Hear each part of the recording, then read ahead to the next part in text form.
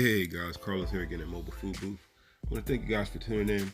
Guys, don't forget to like and share the video if you found the content is of value to you.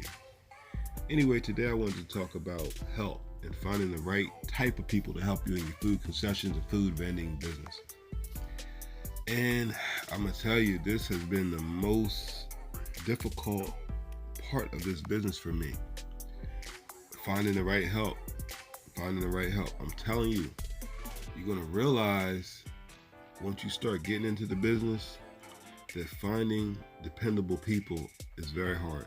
Once you find someone that's dependable and they're a good worker, they have good positive attitude, hold on to that person. Pay that person extra if you have to, because they're far and few between.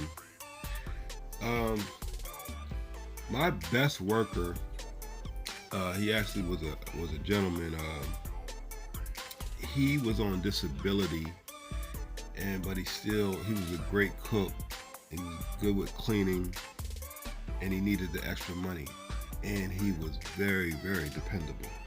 So I was lucky to find him, and I mean, we worked wonderful together. Like it was a really good relationship, and that's hard to find. Once you get that, you have to hold on to it. And I had another good worker. Actually, she was my dad's girlfriend's daughter at the time. I think she was about 16, and she was a really good worker. I mean, she was dependable. Her personality was bubbly. That's the type of personality that you really want at the front of your booth working anyway. And she was a really good worker, and I really enjoyed working with her. And like I said, it's hard to find these types of people.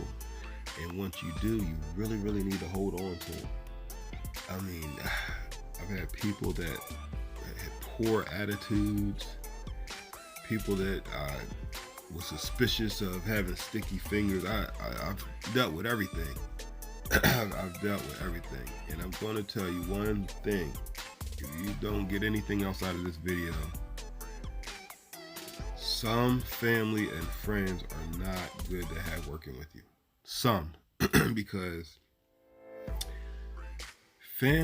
some family believe, they don't look at you as an entrepreneur. They don't look at you as an employer. So they're not going to respect you as such. They're going to look at you as, oh, that's my brother, that's my nephew, that's my uncle, that type of thing. And you have to establish right from the jump, I'm not your uncle out here. I'm not your brother. I'm not your dad. None of that. You have to establish that I'm hiring you to do a job, and I expect you to do that job to the best of your abilities. So you have to establish that, or if you don't, they're going to be trying to run all over you, doing whatever they want to do, doing things. That's key. Like, you have to find somebody to do the things you want them to do the way you want them to do it. Because most of your food has to be cooked a certain way, because you want your food to taste a certain way. Customers are returning to your booth year after year because they remember that lemonade and the way it tasted. So they're like, man, I remember that guy, that lemonade. I want one. I remember it was so delicious. They get to your booth, taste the lemonade. It tastes nothing like the lemonade that they had last year. They're not coming back the next year. That you don't want in your business. You definitely don't want that. It's important for all your food products to taste good and to taste the same every time. That's why your employees have to know, listen, you have to measure these ingredients exactly the way I'm telling you to.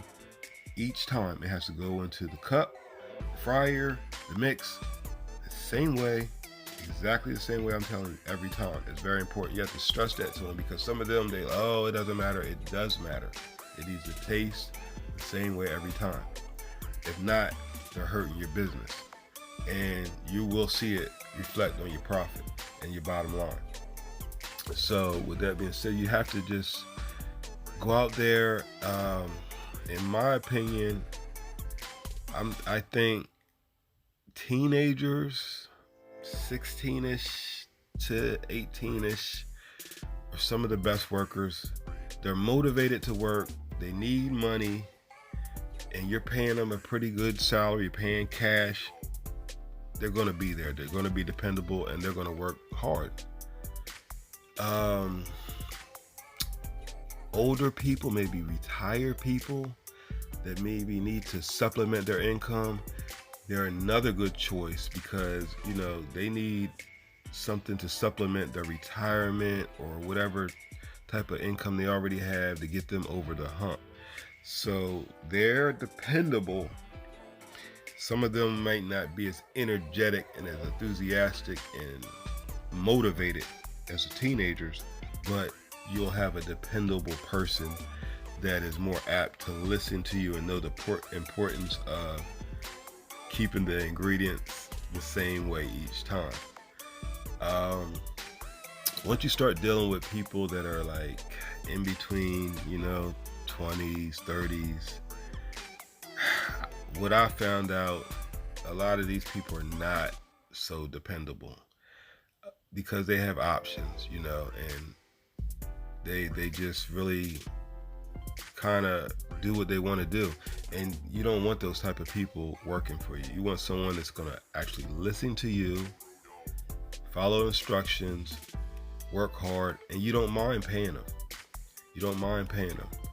Also, it's good to have an extra worker. Always get an extra worker, because someone's going to call you the day before the event. My dog ate the homework. My kid got hit by a car. It's going to be something. I promise you, it's going to be something. And by you having that extra worker, you saved yourself. From running around like a chicken with your head cut off. So always get you an extra worker and have you an ace in the hole. That way you don't get jammed up like that. Anyway, guys, I hope this tip helped you. Hope you're having a beautiful Sunday. Until next time.